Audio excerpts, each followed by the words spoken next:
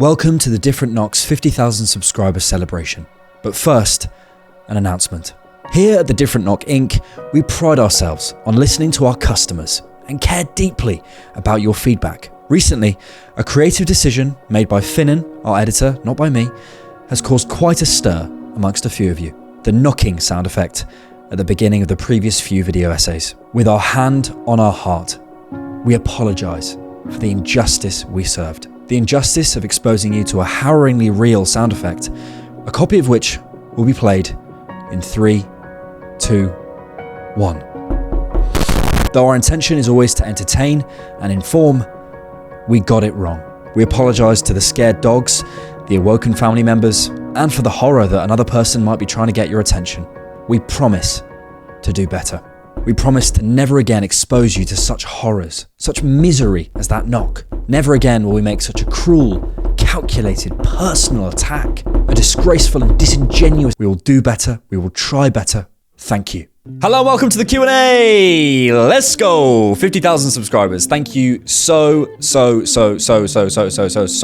If you've ever watched, shared, liked, commented, if you're a Patreon, YouTube member, whatever level of support you are, I really appreciate everyone supporting this. It's been an amazing journey so far. So yeah, let's keep it going. With that all said, obviously a lot of this has been kind of video essays and not necessarily personal stuff. So I thought it would be a good opportunity to kind of reveal a bit more about the man behind the knock. So thank you all for submitting your questions, and let's get to it. First question is from OlaHarry3331, who says some lovely things and then says, my question, how long have you been making video content, and when within that journey did it really take off? So really, this was all an accident. Some of you may know, it's kind of Different Knock bingo by this point. I trained as an actor, did that for a couple of years, and as I was doing it, I was really sort of getting into Arsenal podcasts, listening to various podcasts, which I'll put on the screen here, and I would recommend you go check out. And then I started my own podcast because I'm a young white man. I mean, what else do? You don't start a band these days, do you? Did that for a little while with my friend Bradley, started writing for other publications. Then when I was writing, I thought I could turn these into videos, did that, and then my second video, I put a clickbait thumbnail, and yeah, it just took off. I had a little break again to go and do some acting, sort of end of last year. And since then I've been full-time on this. Question from Felix Optikwala. What would you do in a world without YouTube? Be very bored and more productive. Did you play football? Yeah, I mean, I play like five-a-side stuff, but I'm terrible. I would describe myself as a sort of even lazier Mesut Ozil. I did play like under 8s, under 9s, etc. for various teams, but I was never any good. I was right back, which tells you how good I was. And what did you do before having the channel? So yeah, as I mentioned, I was an actor. I was in a couple of shows at the Royal Shakespeare Company. I trained at a place called Arts Ed in Chiswick. So I grew up in Bournemouth. Shout out AFC Bournemouth. I should have been a Bournemouth fan, really. But when I was growing up, they were playing Rushden and Diamonds at the bottom of League 2, and I was not interested. So I chose Arsenal. Mark OK8656. Why are you so handsome? Thanks, Mum. Franklin E. Miswa 8249. What have you learned from going to therapy? Expand. You recommended this on one of your videos. Yeah, I went to therapy for 2 years, from midway through 2020 to 2022, because that's how years work. Yeah, it was an amazing experience. I don't think I can necessarily sum it up in one or two sentences. I could do a whole video, I could do a whole channel about therapy and that sort of stuff. And I'm actually starting a training course in January because eventually I do want to become a counsellor or a therapist. I think for me what it did is it made me really consider who I am and what formed me. And I think having a really clear idea of why and how you became the person that you are. I won't go into too many personal details, but I had quite a significant illness and death in my family. I think it created a real kind of, it had so many consequences that I hadn't necessarily gone into that I thought were just me, but actually they were just a response to that. And then I guess you can kind of go, there's certain things that were good. You become who you are because of the experiences you go through, obviously, and that's, that's important. But equally, some of the things you can leave. You can go, actually, I don't need to do that anymore. That was a response to that difficult event. I could waffle on all day. There's so much stuff about, interpersonal relationships and whatever. It's a whole other side. I could make a whole other YouTube channel about it. But yeah, that's probably the main thing I learned from it. Blurds says, what did you get in your GCSEs? And also, just that actually.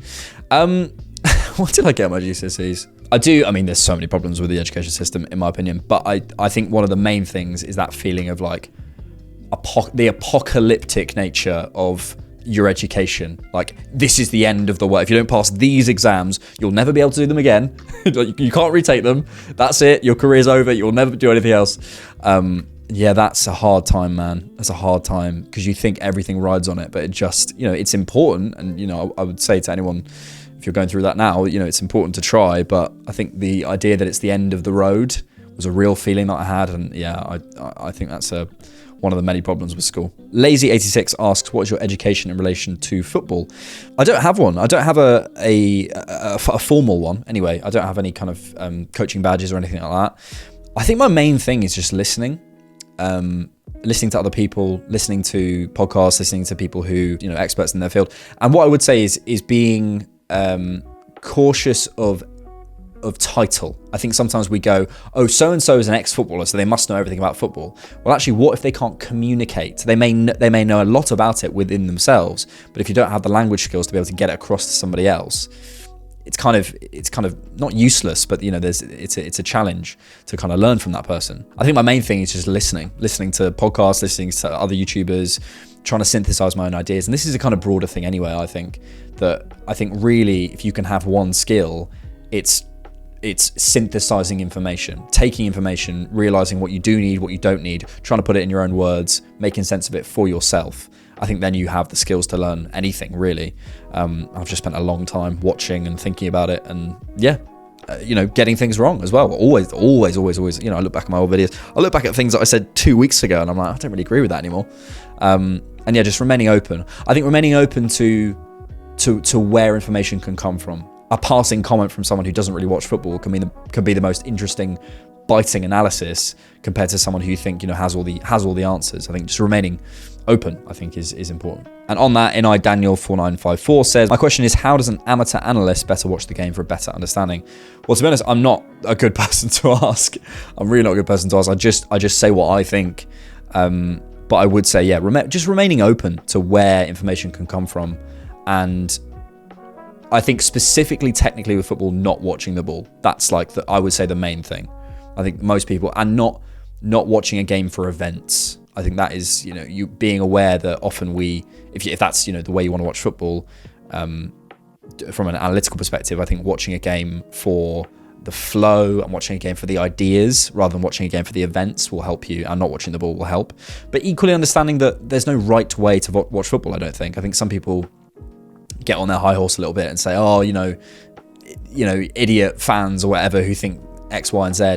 Actually, some people just want to go out and just have a good time, go to the pub, have a few drinks, chat with the mates, and go home and chat about the football a bit. They're not that interested, and that's fine. I don't think it should be, this is what's so beautiful and so amazing about football, is that actually it can be watched in so many different ways, and I don't think that's wrong. Andre Meyer 6596 says, my question is, what are some of your other interests besides football? I love reading. I'm big into a guy called Alain de Botton at the minute, who's a sort of philosopher, kind of self-help guy. I think he's amazing. Has some really interesting ideas on romantic love. I'd recommend going and watching him.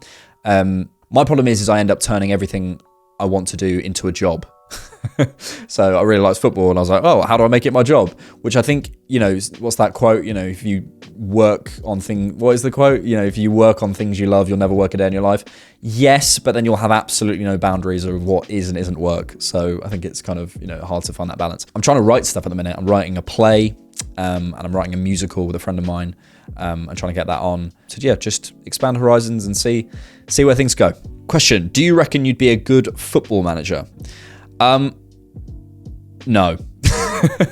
I think I need a technical education, more than just from a fan perspective in terms of doing my coaching badges. Then I think I'd need to have time on the grass, which I think is hard. Those hours on the grass, not being able to watch it from afar and be able to say whatever you want really with no consequences necessarily. That's hard. And then I think the main thing is that I think I'd handle people okay, but I think my problem would be making ruthless decisions. I couldn't do it. I'm too soft. I'm too soft. I'd end up like the Raya Ramsdale thing in the summer. My opinion is that it's the right move. I could never do that. I could never do it. And you have to be able to do that at the top level. So yeah, hats off to Arteta. Mr. Perm, which is your favourite Lord of the Rings movie? I don't really care if you answer. Just wanted to call you Perm. Keep up the good work. Never seen them. Captain Jack Sparrow, what's your IRL job? I do this. I do the Canon podcast. I teach at times. I help produce a comedy podcast. Various things. Loads of things. Too many things. Ornin Dosen 1672. My question, would you collaborate with AFTV? Yeah, and I think it would have to depend on the form. But more broadly, I will say I think there is a bit of a snobbery towards AFTV. I think I don't think that's fair. I think actually what they've done is amazing. I think they've made mistakes, and I think they've not got things right sometimes. But equally, they're at the vanguard. You know, they will be remembered as the first like big fan TV. So of course they're going to get things wrong. They're going to get the wrong people on, and make mistakes with that. But I think broadly they've learned from those mistakes, and I think they're maturing, which is good to see. Aditya Sharma says, simply an Arsenal channel might not be able to connect to huge audiences. Have you considered making videos analysing other football games and teams? I'm an Arsenal fan. I think you deserve so much more people that can enjoy your content. Thank you, mate. I have thought about it, and I do to some degree. Equally, I don't feel confident. If I haven't seen it, this is my whole problem with Sky Sports punditry. If you speak to a fan of a club, they're going to tell you everything about their club. They may not tell you it in a particularly interesting way. They may not have the language and vocabulary to be able to put it across, but they know more than me. So to be able to say, oh, what was that player who did this, or who does he remind me of? You need a deep understanding of that club's culture to really want to comment on them. So I think I could speak about the league more broadly, but speaking about another club specifically, I find really hard. Maybe the closest would be Liverpool. I have a few opinions on Liverpool that I've tested out with Liverpool fans, and they seem to go well. Born44 Gunner says, I heard Santi Cazorla is requesting to retire to Arsenal. I don't know about you, but I'd love it if he came back for a second stint. It gives me Thierry Henry vibes to a degree. Yeah, I would love that. Is Mikel going to do that? No. GH Alex 112, favourite bands and artists. The 1975.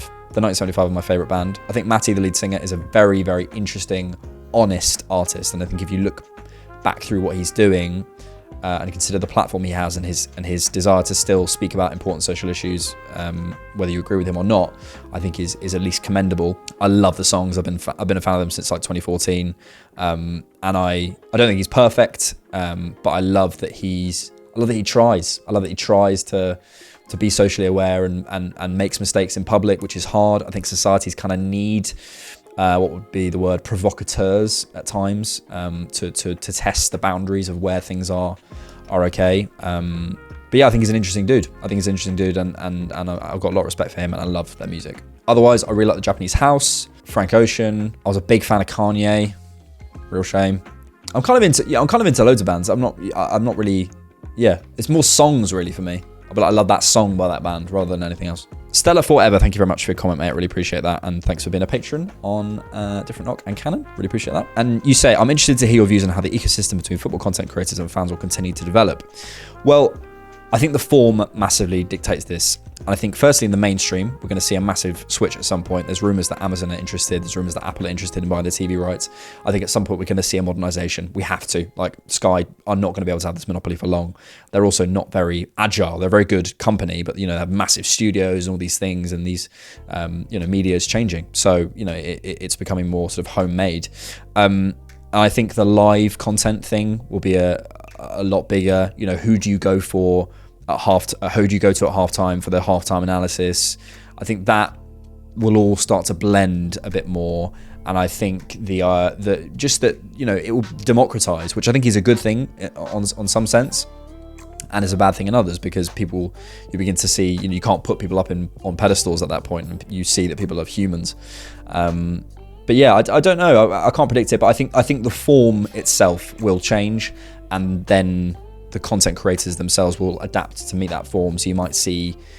I will say the only thing I can predict is that I think football is gonna, especially content, is becoming more interested in the tactical side of the game. It's becoming more interested in the technical side of the game because it explains so much more of what you're seeing. So if you're interested, then it will explain that. H Goose 95. If you were a hot dog and you were starving, would you eat yourself? Mr. H6221. How old are you? I'm 26. May not look it, but I'm 26. Marcus Jedig 6901 says, what for you stands out being an Arsenal fan? What does it mean to you? I think everyone thinks that their club is special, right? But I don't know, I just get the sense that Arsenal generally, don't always, but generally do things the right way. And I think at the moment the custodians that we have of the club, the people representing our club, generally do things the right way. Edu, Arteta, Tim Lewis, all those guys, you hear stories just on the grapevine of, how they're treating certain people behind the scenes, and it all sounds like it's heading in the right direction. But also, Wenger, perfectly encapsulates that. Someone who stuck to his principles, did the right thing for so long, maybe isn't the most successful, and I think that's kind of something that Arsenal fans have to accept, that maybe we are the club that gets success every so often. But actually, I think that means more to me winning one trophy in 5 years the right way than, spending money in a ridiculous way, trying not to play the right way, playing Chelsea anti-football, doing all that sort of stuff, picking up and dropping people whenever that, the El Neni thing is a perfect example. No other club does that. And it makes me so proud to be part of the club in a small way. I love that. I think that's a very Arsenal move and a very Arsene move, treating people as people first and then, your employees. Are you single? Mum, stop making accounts. NJags03, which past Arsenal player, bar any of the Invincibles, do you think would fit well in our current system? Cesc Fabregas in the left 8. Imagine it. Or actually, Ødegaard in the left 8, Cesc Fabregas in the right 8. Pronoun GOAT. Are you worried about England's native birth rate? I can't say I am. King Kai 18. If you could change anything about the Arsenal fan base, what would it be? I wouldn't. I think we get a sense that a certain fan base are a certain way, or fans are too reactive, whatever. But just let people do what they need to do. I think if you really, it's hard to be, and I can't be all the time. But when we engage our empathy, we can understand that people, they're often channeling something through football that's going on in their own personal life. So they may be furious about Yuri and Timber or something, but actually there's something else going on. So I think it's always just I try and remember that. It's not easy though. Question from Arian. My question is more about your personal goals, where you think you can take this. I don't know. I have this thing about trying to live as much as I can here, like right now, which is not easy, and I fail with most days. But I don't really have a goal with it. I just want to see where it goes. I think if I was to do something, it would have to allow what I do now to expand rather than contract into something else. I think if you're asked to do a 3-minute slot and try and explain something like that, you just end up in the washing machine. And I don't want to do that. And I think the people that I love, have always kind of stuck to their principles, and I'm going to try and do that. Question from Ivan Tunek. My question is, where did you perm your hair? Diego Pablo 4203. My question, what moment did you decide to become an Arsenal fan? Told this story a few times, but not maybe in full. So there was these two boys that I really admired who lived on my road, and they were both a little bit older. You know what it is when you're a kid. You're like, you think they're so cool and so much older than you. And my dad was a Man United fan. I think I was annoyed at him, and one of the boys suggested that we play FIFA.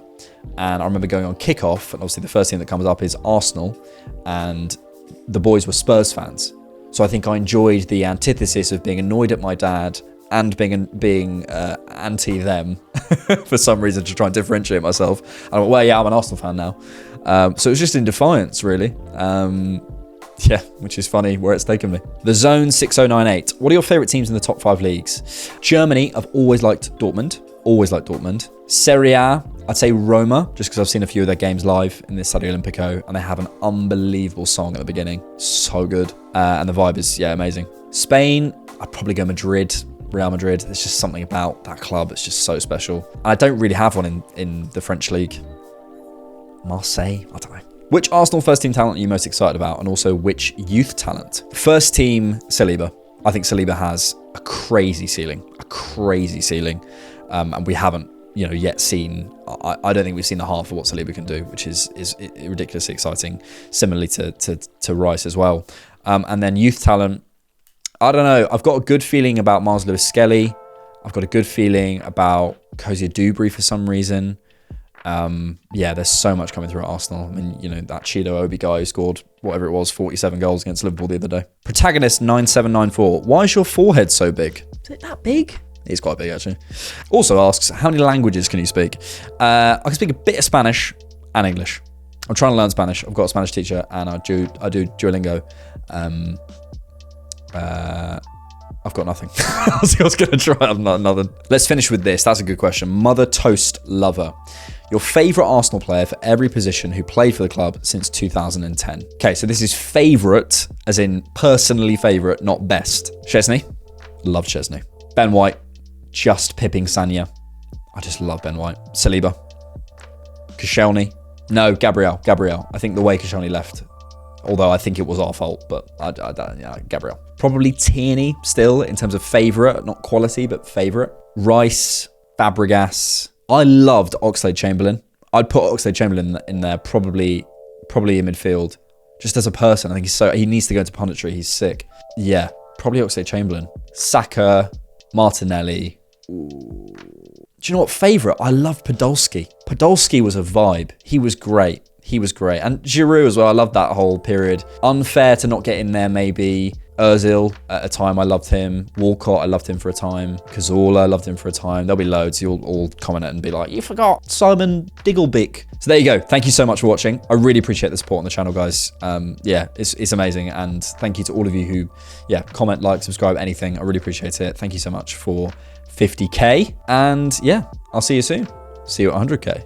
Bye-bye. If you like The Different Knock and want to see more, you can access our bonus content on Patreon and YouTube memberships for just £3 a month.